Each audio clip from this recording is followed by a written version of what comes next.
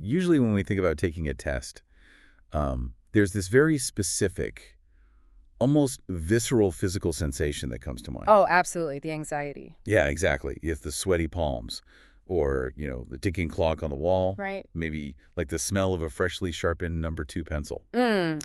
or just the glare of a computer screen in this otherwise completely silent room. Yeah, it's a very universal kind of anxiety, just that feeling of being evaluated, of having to prove what you know on demand under pressure. Exactly. But I mean, what happens when that evaluation isn't just about getting a good grade, Mhm. but is quite literally a matter of life and death? Well, the stakes completely change. They really do. Mm. And today we're bringing you a deep dive into a system that takes that traditional testing environment and just scales the intensity up to a level that is honestly incredibly impelling. It's fascinating. So we're looking at a stack of official excerpts from the Singapore Police Force, or SPF Online Services portal. Specifically, we're looking at their driving and writing theory test practice site. And we are pairing that with an essential guide to the Singapore writing theory test.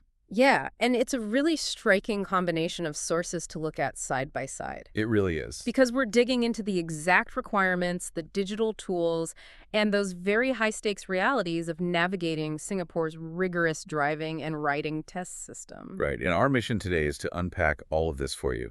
We're going to break down everything from the intense digital security wrapping these prep tools all the way to the strict, totally unforgiving passing requirements you have to meet before you're ever allowed to even get on the road. Which is quite the journey. It is. And we really have to start with the environment where this test preparation actually lives, because that context kind of colors everything else. It absolutely does. I mean, the context is crucial here because this isn't just some generic standalone testing website run by a third-party vendor. Right. It is a highly secure digital hub that is designed, hosted, and monitored by the Singapore Police Force itself. And looking at the source material, the SBF's overarching mission is very explicitly stated right there on the site. Their mission is to prevent, deter, and detect crime. Right. Which immediately sets a very specific tone, Yeah. right? Like, Yeah. you are there to study for a driving test, but you're doing so under the banner of crime prevention. Exactly. And their vision, which is also prominently featured, is to make Singapore the safest place in the world. Wow. Yeah, and what stands out when you look at these sources is how that physical vision of safety on the streets, well, it translates directly into their digital infrastructure. Yes, because this safety clearly begins digitally. Like, if you look at the portal, it uses official.gov.sg domains. Mm-hmm. The site explicitly tells users how to identify trusted websites.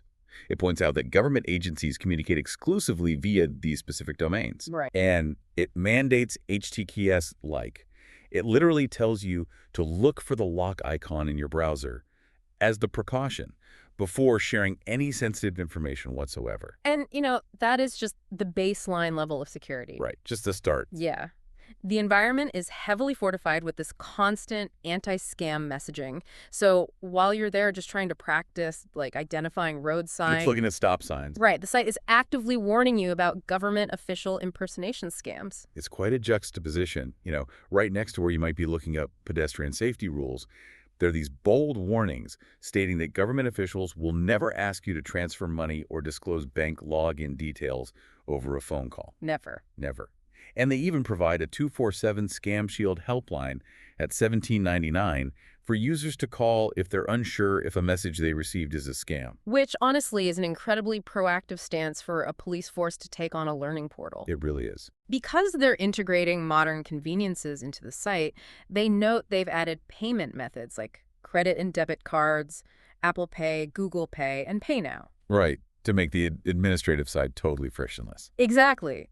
But they're simultaneously building a massive wall of awareness around those exact transactions. Yeah, you're like scrolling past menus for the Media Hub, cybercrime advisories, and the Infrastructure Protection Act just to get to a practice test. It's intense. It's like, imagine going to a highly secure digital fortress, walking past armed guards and thick steel vault doors, and inside the courtyard, there just happens to be a highly accessible public library where you can check out a book on traffic rules. That's a great way to picture it. I mean, does this heavy cybersecurity and anti-scam warning wrap around a driving test reflect how the SPF views the concept of safety? Like, it seems like they treat digital and physical safety as totally intertwined. That is precisely the operational philosophy at play here. Public safety, from the perspective of the SPF, is a seamless, continuous spectrum. So protecting citizens from digital scams, say someone stealing your PayNow login, is fundamentally linked to protecting you from physical road accidents. That makes a lot of sense. Yeah, it's all under the same umbrella of making the country the safest place in the world. A citizen who is vulnerable to a phishing link is theoretically just as much of a concern as a citizen who doesn't understand the right-of-way at an intersection. Right. They want to ensure that drivers and riders are fully, comprehensively prepared in a secure environment before they ever touch a steering wheel or, a motorcycle handle. Exactly. And if safety is the ultimate priority across the board, then the tools they provide to prepare you must be built with that same rigor. They absolutely are. So the SPF provides this free online tool on their learning portal, specifically for road users to prepare for their theory tests. And it functions as this highly controlled sandbox. And they cast a very wide net with it, too. They do. The portal offers practice for the 3 main exams you'll face. There's the Basic Driving Theory Test, or BTT, the Final Driving Theory Test, the FTT, and the Riding Theory Test, the RTT. Right. But what really stands out to me is the sheer accessibility of this sandbox. Because this isn't something that's only open during standard government business hours. Yeah, no, not at all. It's available 204/7, and it is offered in 4 different languages. Which is huge. Yeah, you can take the practice sets in English, Malay, Mandarin, or Tamil. Which is a direct reflection of the demographic reality of Singapore. Right. If you're a governing body that is going to mandate absolute uncompromising comprehension of road safety rules, you cannot let language be a barrier to entry. No, definitely not. You have to provide the learning materials in the native languages the population actually speaks. Right, because a misunderstanding due to a language barrier on a multiple choice test translates into a fatal misunderstanding on the highway. Exactly. And to maintain that unbroken chain of digital security we talked about earlier, the practice sets themselves are hosted on secureform.gov.sg links. Oh, okay. So everything is kept within the walled garden of the government's secure servers. Got it. And even the support systems are built right into this ecosystem. Like, if you get stuck navigating the portal, they have a virtual assistant. Ask Cliff. Yes, Ask Cliff, which the site notes is part of their VACA system. Their virtual intelligent chat assistant is just right there to help. Yeah. And if you have a specific technical issue, you can submit feedback via the SPF site, though they are very precise with the parameters. No, they're extremely precise. Yeah, you need to include a screenshot, but it has a maximum file size of exactly 7 megabytes. Not 8, not 6. Exactly 7. It's a system that demands precision from its users, even in the feedback loop. It really does. But speaking of precision, there's a structural detail about this practice sandbox that I really want to challenge for a second. Okay, what is it? The estimated completion time for these practice sets, right? The site lists it at exactly 20 minutes per set. Now, 20 minutes seems incredibly fast for a practice run, especially when we're talking about high-stakes road safety. It does sound quick. Right. I mean, is this just a quick digital flashcard session, or does this actually simulate the intense pressure of the real examination room? Right. It almost sounds like, I don't know, a quick mobile game you play on the train rather than grueling exam prep. I see why it looks that way on the surface, for sure, but it actually highlights a very specific pedagogical strategy the SPF is using here. Okay. The 20-minute sets are entirely by design. They aren't meant to be exhaustive, 3-hour-long study sessions that just leave you fatigued. Oh, I hate those. Right. So they are designed for rapid familiarization and, crucially, high-frequency repetition. So the goal isn't deep contemplation. The goal is speed and instinct. Yes, the goal is cognitive muscle memory. Because when you're on the road, you don't have 5 minutes to debate what a specific road sign means or who has the right of way at a complex roundabout. Yeah, that would end badly. Very badly. You want the recognition of a traffic rule or a developing hazard to be instantaneous. So by keeping the practice sets to 20 minutes, they encourage you to do them over and over again until the answers are just automatic. Precisely. That rapid-fire muscle memory is absolutely critical because the actual tests, especially when we look at the motorcycle riding theory test, are notoriously unforgiving. Yeah. You don't have time to leisurely ponder an answer in the real exam, and the margin for error is razor thin. And that leads perfectly into the actual high-stakes reality of the testing room. We've talked about the secure digital practice space, but let's look at the RTT. The riding theory test. Yeah, for Class 2B motorcycle license. Because based on the essential guide in our sources, moving from the 20-minute practice sets to the official test is a massive leap in pressure. Oh, it's night and day. It is a compulsory traffic police examination. There are no exemptions, no ways to bypass it. Wow. The RTT evaluates 3 main pillars: riding safety, proper techniques, and hazard awareness. And you can't just walk in off the street, pay a fee, and take it either. There is a strict prerequisite in place. Yes. A rider must pass the basic theory test, the BTT, before they were even allowed to book the RTT. Right, so it is a strictly gated process. You have to prove your baseline road competence first, and only then do you get the privilege of attempting the rider-specific theory. Exactly. It ensures that by the time you sit for the RTT, you already have a foundational understanding of the road. Makes sense.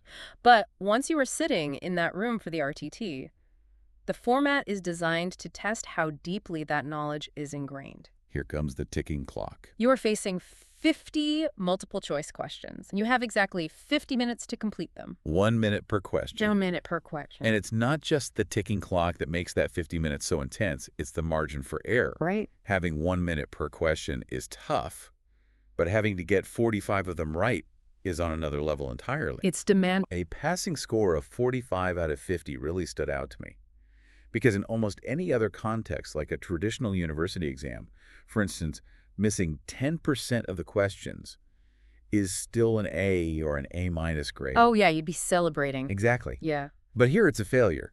Missing just 6 questions out of 50 means you are unfit for the road. Yep.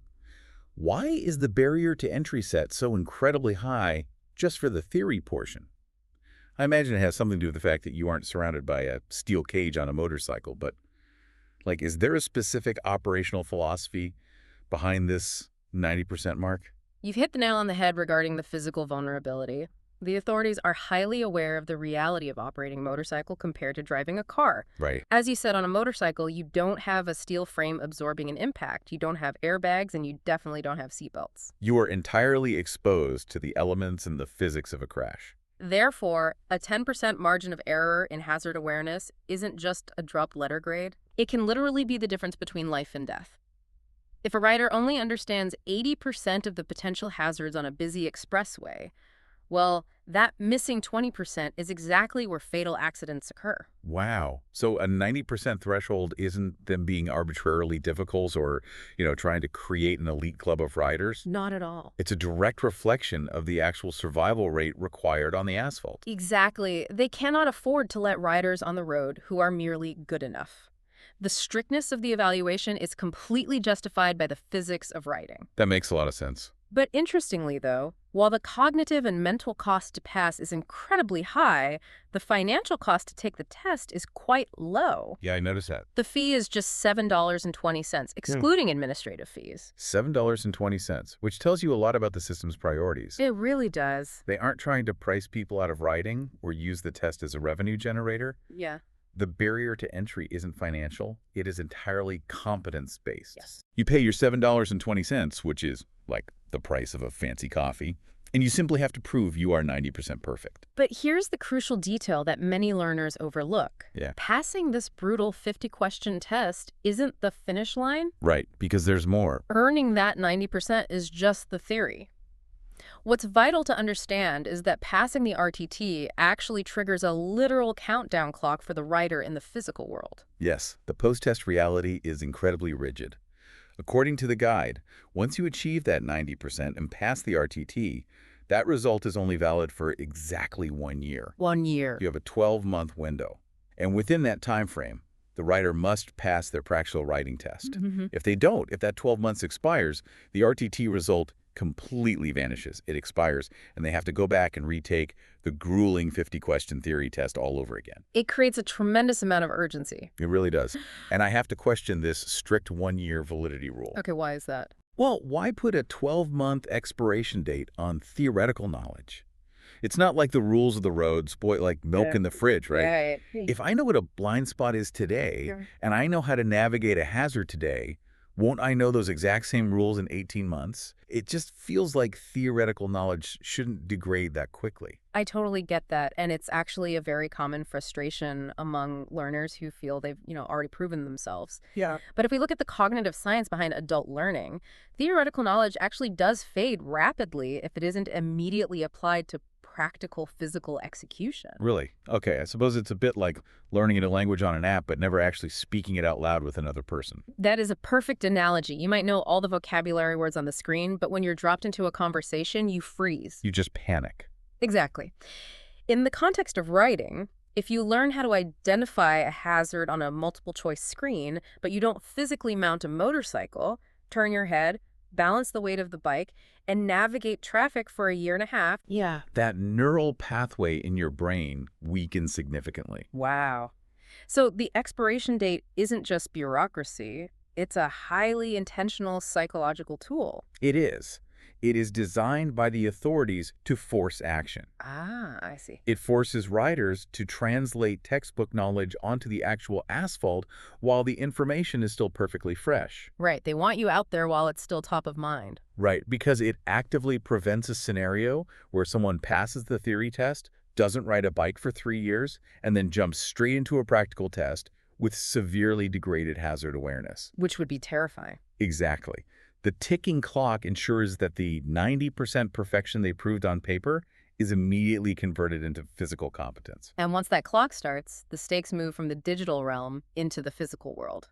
Because you can't just practice for the practical test in, like, an empty parking lot behind a grocery store. No, absolutely not. The sources make it clear that once you are on the clock, you only have 3 highly regulated hubs in the entire country where you can prove yourself. Yes, the physical infrastructure for testing is just as controlled as the digital infrastructure. The guide specifically outlines these locations. You have to enroll and take all that textbook knowledge you've been cramming and execute it physically at either the Comfort Delgro Driving Center CDC in UB, or the Bukit Batok Driving Center BBDC in Bukit Batok, or the Singapore Safety Driving Center SSDC up in Woodlands. Right. These are the arenas where the ticking clock finally runs out. And to ensure you survive that transition from theory to the physical arenas of UB, Bukit Batok, or Woodlands, the sources outline a multi-pronged approach to preparation. Yeah, you need all the help you can get. Definitely. You don't just rely on one method.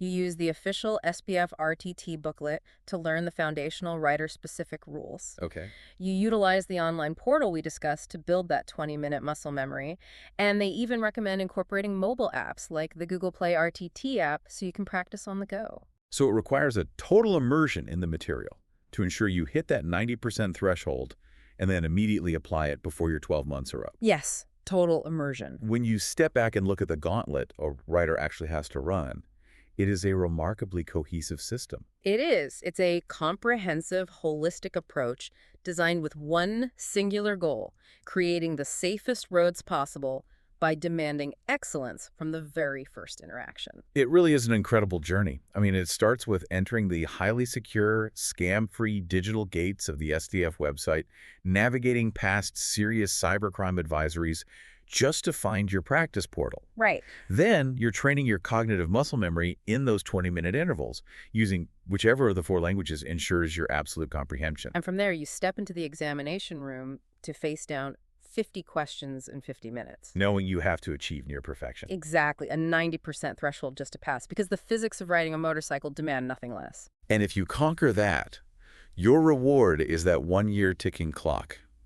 You're racing against time to get to Ubi, Bukit Batok, or Woodlands to prove you can do it in real life on a real machine. Before your theoretical knowledge degrades. Right, because if it does, you have to start the entire process all over again. It demands a level of dedication that ensures only the most prepared individuals make it onto the public roads. It certainly makes you look at traffic differently. It really does.